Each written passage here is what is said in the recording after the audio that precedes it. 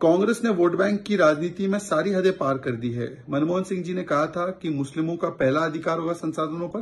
कांग्रेस कर्नाटका वही राह पर चलते हुए अब कहती है कि कंस्ट्रक्शन कॉन्ट्रैक्ट में भी वो पहला अधिकार मुसलमानों को देंगे।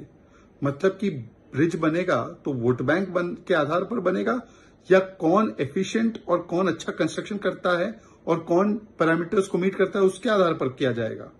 मतलब कि 10% मुस्लिम आरक्षण देना है, ओबीसी का आरक्षण छीन कर मुस्लिमों को देना है, या कभी आपको बोलना है कि कॉन्ट्रैक्ट में फर्स्ट मुस्लिम होगा।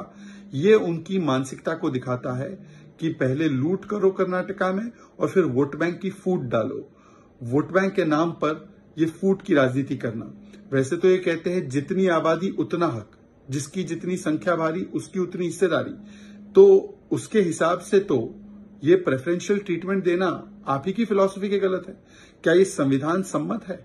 रिलीजियस आरक्षण देना और फिर रिलीजियस आरक्षण देने के बाद कॉन्ट्रैक्ट्स में भी रिलीजियस प्रेफरेंस देना, क्या ये संविधान के साथ है? और महाराष्ट्र में भी यही चल रहा है। उलेमा बोर्ड ने जो 17 मांगे रखी है उसमें भी यही मांगे हैं कि आरक्षण मुसलमानों का होना चाहिए धार्मिक आधार पर, पहला राइट मुसलमानों का होना चाहिए सोशल वेलफेयर पर। आज क्या हम जिन्ना की उसी फिलॉसफी की ओर लौट रहे हैं, जो सेपरेट इलेक्टोरेट की फिलॉसफी अब सेपरेट कंस्ट्रक्शन कॉन्ट्रैक्ट होगा? ये मानसिकता है विभाजनकारी, बांटने की और वोट बैंक अबव संविधान नीति रखने की।